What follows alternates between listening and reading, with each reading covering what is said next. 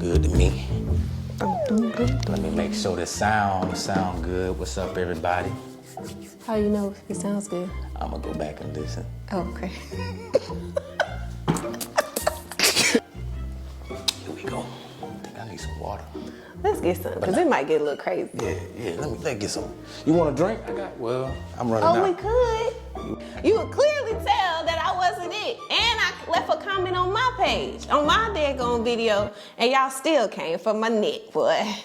I would hate to be your ex-wife.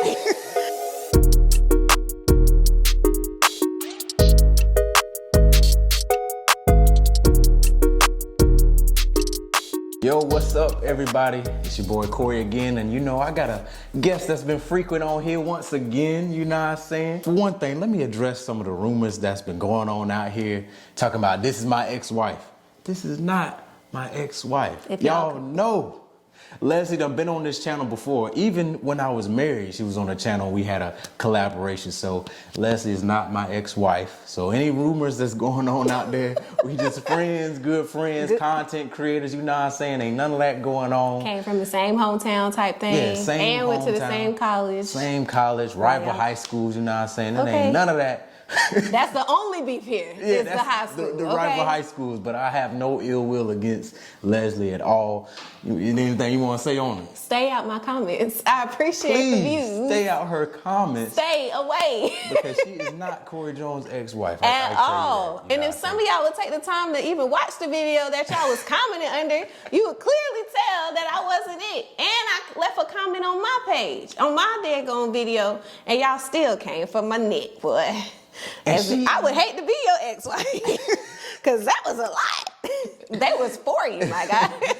You know, we wanted to get together today, and she's going to have a video on her channel as well. But both of us was married at one point. Not together, of course. We both had different, you know, spouses, you know what I'm saying? Right. So, but we want to talk about some marriage things. And, you know, y'all had a lot of questions in that video. And I get a lot of questions from you all in the DMs about marriage and things like that. So she's going to ask me some questions, some of the most asked questions, and we just gonna get into it like that. You know, we got a little drink right here, you know, to make sure the vibes right, you know. Try a little sip. Yeah, that's good right there. Yeah, you did it. You did that's it. Good right there. Ooh, dang. She added the oranges on top. You know, aesthetic. Exactly. So Leslie, what's up? What's the question? When I get my phone. Come on now, dawg. Come on, man. Okay, so you might be wondering, where did I get the hoodie that I'm wearing in this video from? Of course, it's from Cutz, my favorite brand here. As you can see here, you can choose from t-shirts, sweatshirts, polos, pants, jackets. If you scroll down here, you can find the hoodie classics. Once you click on that, there's a bunch of colors that you can choose from.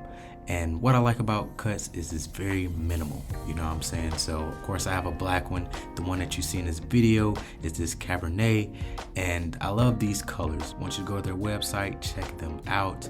If you decide to use the link in the description below, you will get 15% off here. You can customize different colors. It's pretty much a one-stop shop for great clothing, so definitely don't want you to miss out. This is a good one. Did you feel pressured to get married the first time? And what made you marry young? Pressured? I would say a little bit, honestly, because for one, we was together pretty much throughout college. For one, Black USC kind of considered us that couple to look like they gonna make that next move. That was the ideal couple. Yeah. So that was a little bit of pressure. But honestly, I didn't feel like she put any pressure on me. It was more like the outside. More like, if it was pressure, it was more like the outside, family, friends, always asking, when y'all gonna get? Right, because time was always the thing. Yeah, because time, now like, we young though. So, yeah, I would say if it was pressure, it was outside people, but I never got any pressure from her, like when you gonna put a ring on it and stuff like that. We never, nah. Right. But why I married so young, that was the second question. Yeah, that was the second part. Why you married so young? What made you marry? Not why. What made you marry young? You know, I think for one is when you're young, you always trying to level up and improve and take the next step. And I think at the time that just felt like the next step. Right, especially because y'all were together for so long. Yeah, it just like, felt like the next step. Not even thinking about all the intricacies that could go along with marriage and things like that. I was just like, this seems like the next step for us to continue as a couple. Right. And also just being dumb and young and listening to folks. That's really it. I can understand that, You know what I'm 100%. saying? What I got for Leslie here? We gonna go with a young question too. Do you think marrying young benefited you in any way? If so, why or why not? Whew, okay, so Cause let's run it back. Let's run it back real quick. I was young in the sense of I knew, my ex from like college, but you knew yours from high school. Right. So I was still in college, and I was always known as the married friend. Like I was. And I didn't even know. Yeah. Like I used to see you around. I ain't never knew you. Because I used to be indoors, as y'all think I'm in the streets. Because I thought I was. I ain't never seen Leslie on campus. What are some pros and cons of being married? You say some pros and cons. Mm-hmm. Okay. I'm gonna say the pros is you should always have somebody there and have your back, support you. You have someone to come home to. Like you never should feel alone. You know what I'm saying? Like, right. Especially in a healthy marriage. Yeah, in a healthy marriage. Mm-hmm. Also, combining finances together, starting a family. Those things are things that you would want to do in a marriage that is a pro. And just always having like a companion, somebody to travel with, someone to do things with, someone that is just there for you. It's an expected security that comes with marriage. Yes, yeah. It's a security that comes with marriage, if trust is there. Or that should come with marriage. Let's speak. Cons, I mean, really, when things go wrong, it go wrong. When shit go left, it go left. Especially for men. So like, it's a big risk when you get married because they could take everything you got. Wow. If you got a whole lot. Well, if you don't do it smartly, that's why they got prenups. And a lot of people don't do it smartly, and a lot of women don't be wanting to sign. Look how he generalizing us like this. But I don't want to generalize a lot of women. But you know what I'm saying? But a lot of marriages, especially for men. It just depends. So a lot of people don't, first of all, let's just be clear. A lot of people don't want to have that conversation. That too. They don't want to converse about go into it with what could happen because they think it's supposed to last forever. But let's not be naive about this. Right. Mature people will be able to literally come up with a plan, a prenup, or agreement that both people mutually agree to. Exactly. So I would say that's a con. You can get put on child support if you got kids. Like, it's a whole lot of cons that go behind it where your whole life could go downhill if this joint don't work out. It's true. Be ready to put somebody on child support. It was a name change for me. God, it took everything. It took everything I had to get my name changed back on. Oh. I hated that. That was for me. Yeah, that's for y'all. Another con is, you got to be vulnerable. You know what I'm saying? You got to be vulnerable. You got to be open. You need to be honest.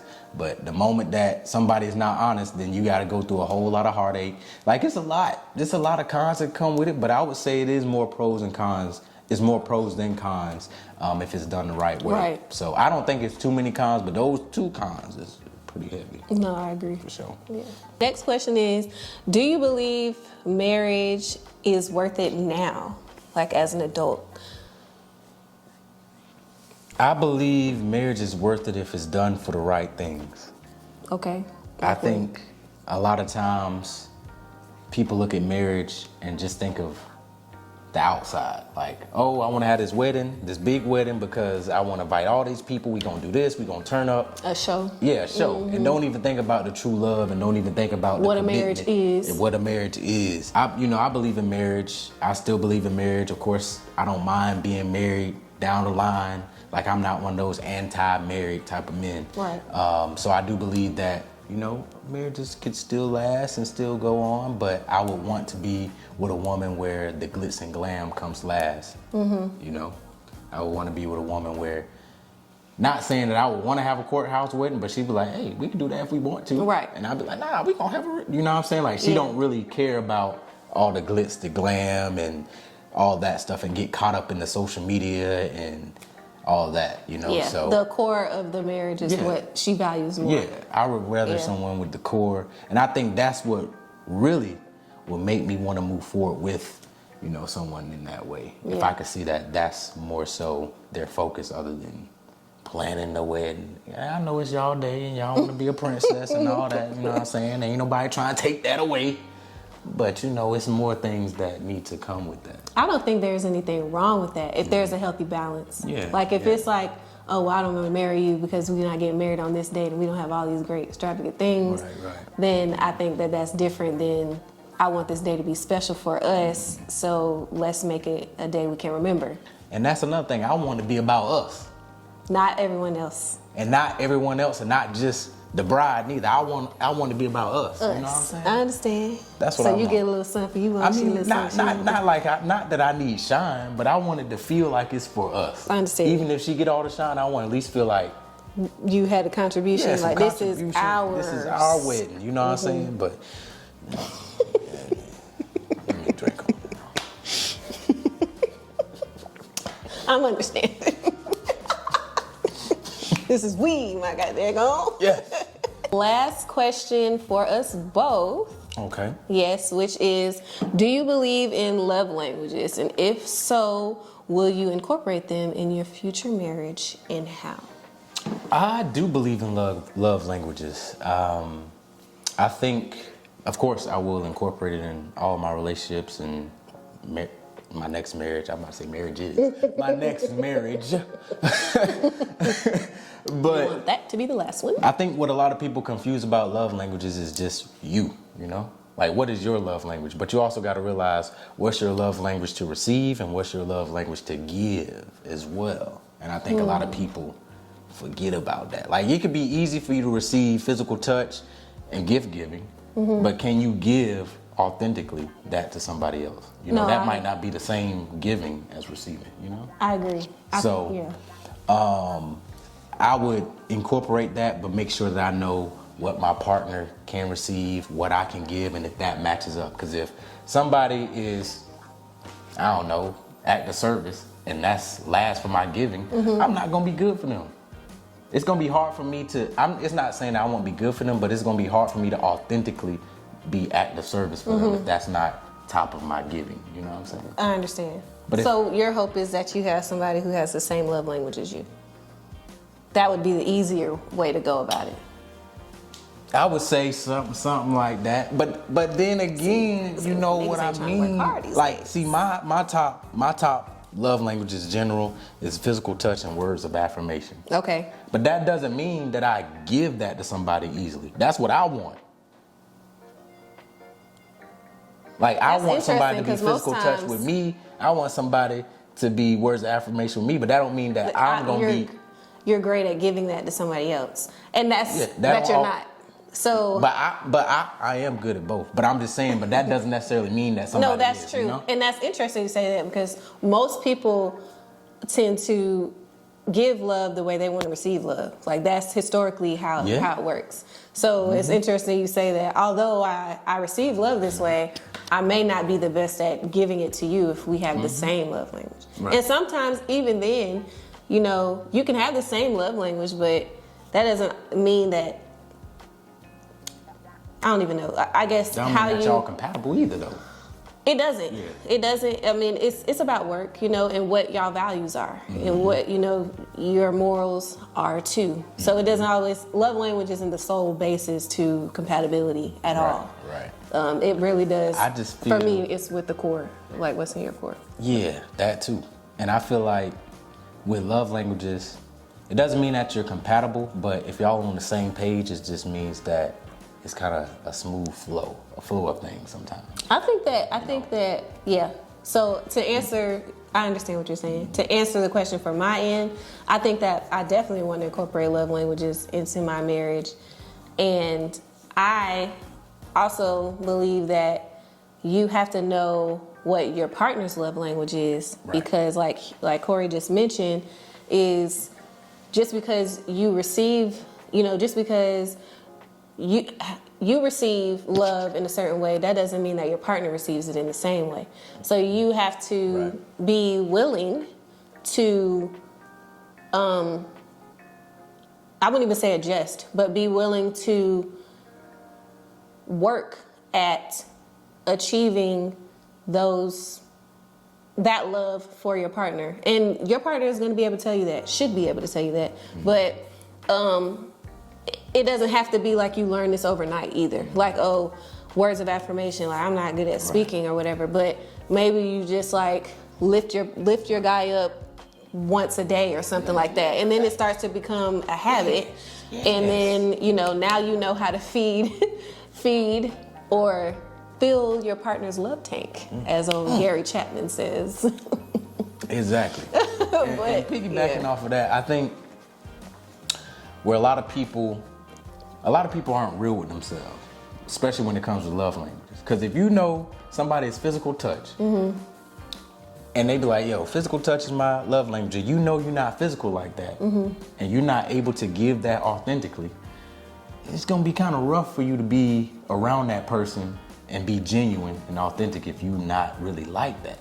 Yeah. You can adapt. You're like standoffish, or if you're really not the type to, want to be up on somebody, want, that physical interaction, and you haven't been doing that, you're gonna have to really adapt, or that person will feel like they ain't feeling love. Yeah. You know what I'm saying? So you gotta be real with yourself. Don't put yourself in a situation where you can't authentically give what that person needs. But some people don't want to have that conversation either, though. But I feel like, okay, so we about to get into it. Let go. Because I feel like you should not avoid that. So I think being honest about it, like being honest and saying, hey, I'm not a very touchy-feely person, a standoff person. Right. But, tell me what you want. Tell me what you need from me, and I'll do my best to do that. Now, if your partner can see, that effort is enough to satisfy his love tank, then cool. But if not, then that's when the partner might have to make the decision and be like, you just not giving me what I need. And just vice versa. But I feel like if you're willing to work, I wouldn't say avoid those things. I would say if you're willing to work to help or feed your person the love that they primarily want, because a lot of people confuse 1 through 5 with, oh, I don't like this, versus this is the one that least fills my love tank. So my bottom is words of affirmation and I think words of affirmation and quality time are my bottom ones. That doesn't mean I don't value them. It just means I value like acts of service and physical touch more, right? And so those are the ones that are really gonna feed that person's love tank up faster. Like that's the one that's gonna send me here. Those ones, but words of affirmation, they still might make me feel really loved and make me feel real good, but not as much as acts of service or physical touch or being present and things like that. So I would just say, work at it, but you have to be like very mature and understanding, like, okay, and communicate. This ain't it. I mean, I'm telling you I need this, you're not giving it, or vice versa, and call it what it is, That's true. So yeah, I do think it should be incorporated into the marriage. Me too. And for whatever reason, and how I would incorporate that is just by listening to what my partner says is how he or she receives love. You want to tell love? I was trying to like make it togetherness. Gotcha. Okay, cool. But Is yeah. that all the questions? Is that all the Well, questions? let's go ahead and down the rest of this. I think it's all of them. What? That went by so quick. Didn't it?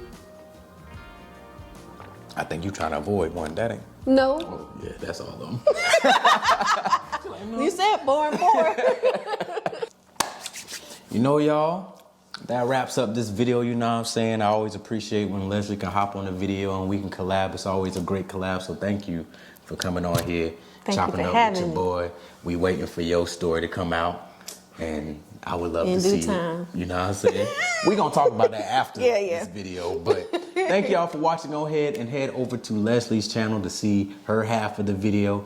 It's Jim's on there too. It's T on there too, you know what I'm saying? And a lot of y'all might be married and some of y'all might not be, but if you're looking forward to marriage or if you are married, I'm pretty sure you can gain some insight from all the things that we said. And yeah, I appreciate y'all, and I will catch y'all in the next video. Peace.